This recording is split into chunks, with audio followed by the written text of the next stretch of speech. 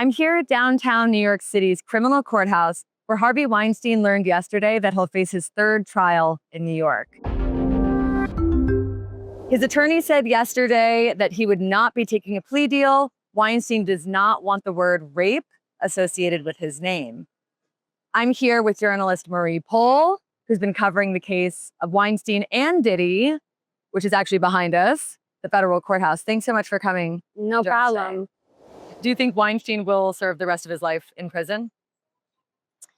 I don't know. I have no idea. But I think that going to court is definitely a good distraction. It's better to be in court than at Rikers. A lot of people still think that he's serving time in prison upstate. A lot of people don't realize that his team won their appeal in New York. So now he is back at Rikers Island and he is being transported back and forth. He was staying at Bellevue Hospital during the trial. But yes, his team, I have to say that appeal was sort of a historic victory for the defense because they set precedent. So the reason why his case was overturned was because the judges agreed that it's damaging to bring women, to have women testify that don't actually have anything to do with the charges directly, whose stories are not part of the charges. And they're considered character witnesses. And some people would say that with a defendant like Weinstein, where you have a lot of women that are saying the same thing, that are alleging sexual assault, that it's important to show that there was a pattern. But the argument here was this portrays him as a man who's maybe a sex addict, and so that wasn't fair, and the judges agreed, and that sets precedent for other cases. And I think in the Diddy case, even though it's a federal case, I do think, I don't know if they were directly inspired by this, but the judge was much more careful what he allowed into the testimony and into evidence at Diddy's trial because of that, I think. Let's talk about the defense attorneys and what happened yesterday at the hearing where you and I were both in the room.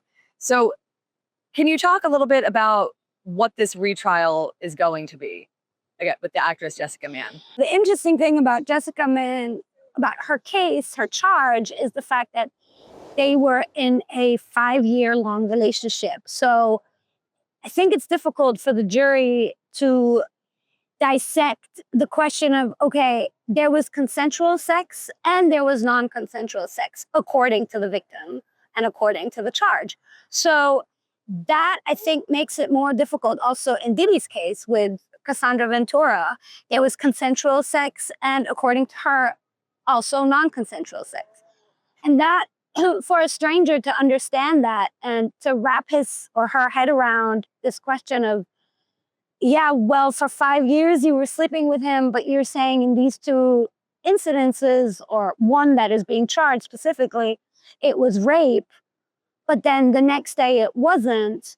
I think that's a difficult concept for somebody, from the outside to understand, to judge. And yet, the argument that the prosecution makes in both cases is that if you say no one time, that counts. Like that, if you say, I don't want to sleep with you right now, and I'm not giving you my consent, and the man forces himself on you, that is considered assault or rape or, whatever you wanna call that. That for a jury, I think, becomes difficult to understand and to emphasize.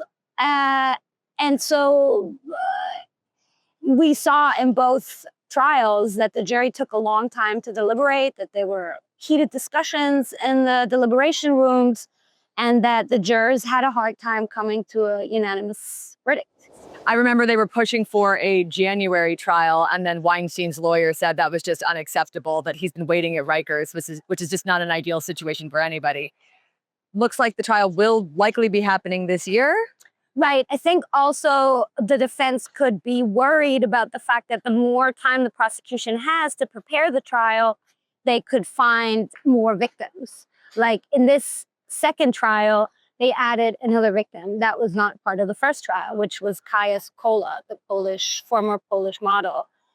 And so I think this is, speculation. They didn't say anything to that. But I do think that the defense could also be worried about the fact that if the prosecution has a lot of time, they can dig up a lot more dirt, to put it. Let's talk about you covering both Diddy and Weinstein. So the federal courthouse is right behind us there. The criminal courthouse of New York State is here. Was there a point when you were just racing back and forth, or what was that like, just being on the ground? Yes, I did. I would go to Diddy in the morning because they started very early. They would start at like 9 o'clock in the morning. And then when they would take a break, I would rush over here. And sometimes I would go back and forth several times a day, yes, which was interesting. I wasn't the only reporter to do that, I have to say. There are other reporters that did that. I think, I'm not going to name names now, but there are a few other ones that were racing back and forth like me. So yeah, it was an interesting experience. It wasn't always easy because it's not easy to listen to that testimony. Because it's very sad. And even if these two men are not guilty, with Diddy, we know for a fact that there was a lot of violence against his ex-girlfriends. And I think regardless of what someone does, I don't think violence is appropriate. And it's hard to watch. What do you think about the current zeitgeist now? We're in the wake of Me Too, Harvey Weinstein's case, when those two exposés first dropped in the New Yorker and the New York Times back in 2017. That really was the first watershed moment for the Me Too movement. When he was found guilty in 2020, that was huge. So now looking at what's happening with Diddy, we see that there's lines and there's people and there's press coverage, but then Weinstein, there was just very little coverage at all of the appeals. Can you comment on where you think we're at in terms of a society reckoning with the Me Too movement? I think society is finding its balance. I think that's where we are right now. And you see that with the juries and the disagreement and the arguments among the jurors in both trials, in both cases. You had jurors come out of the jury room, complaining about the fact that they couldn't agree, that they felt threatened by other jurors. So I think right now we're at a point where society has to it was in leaning this way, and now it's got to kind of find a balance again. We like to say that men are great or men are bad, but to understand that there's certain individuals that are probably also, have mental illnesses. I do think that both Diddy and Weinstein are suffering from psychological illnesses. I really think I think it's not talked about enough how both of these men are maybe not doing so well. Do you think that there's any public interest in following up on what's happened with the survivors of some of these cases, covering stories and working with the women who've gone through, because the legal system itself can be really difficult to. Yeah, I do. I think it's very interesting. I mean, I think Jessica Mann actually is a very interesting story and an interesting woman. Also because of the acting aspect, because she wanted to be an actress. Weinstein sort of insinuated in his defense that he thought she was not a good actress and that he thought she did not deserve to be famous, even though he made her the promises that he would take her to fame or help her get castings. I don't know. I think Jessica Mann, seeing her on the stand, I think she's a really unusual woman. And I think she's an individual that is just different. And she had a panic attack in the first trial. And even during this trial, she walked out, she got up off the witness stand and kind of pointed at him in a sort of threatening or provocative way. I find her interesting. I also would doubt that she is not a good actress. I think maybe she would have been a great actress. And maybe Weinstein just doesn't have good face. I don't know. Yes, I do think you should follow up. I do think these women are characters and they deserve some sort of attention if they seek it.